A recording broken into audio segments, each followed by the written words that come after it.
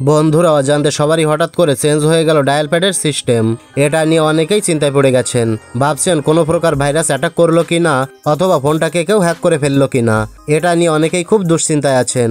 তো আপনার ফোনের ডায়াল প্যাডটাও যদি আমার মতো এরকম পরিবর্তন হয়ে যায় তাহলে চিন্তার কোনো কারণ নেই। আজকের এই ছোট্ট ভিডিওটি সম্পূর্ণ দেখলে আপনি আপনার এই ডায়াল প্যাডের সিস্টেমটা আগের মতো করে নিতে পারবেন।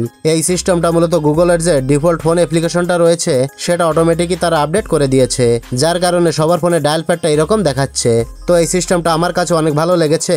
তবে আপনি যদি চান এই সিস্টেমটা না রেখে আগের সিস্টেমে ফিরে যাবেন তাহলে সেটা করতে পারবেন। তো এখন আমি যে সিস্টেমটা দেখাবো এই সিস্টেমটা ইউটিউবের কোনো ভিডিওতে দেখানো হয়নি, তাই কিভাবে এই সমস্যার সমাধান করবেন চলুন সরাসরি দেখিয়ে দিই।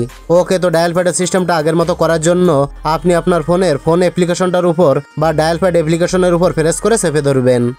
চেপে ধরার সাথে সাথে এখানে অ্যাপ ইনফো নামে একটি অপশন দেখতে পাবেন। সিম্পলি এই অ্যাপ ইনফো অপশনের উপর ক্লিক করবেন। ক্লিক করার সাথে সাথে আপনার সামনে ঠিক এরকম একটি ইন্টারফেস শো হবে। তো এখানে আপনি কিন্তু অনেকগুলো অপশন দেখতে পাবেন। তো একেবারেই নিচে লক্ষ্য করলে দেখতে পাবেন একটা অপশন আছে আনইনস্টল আপডেট।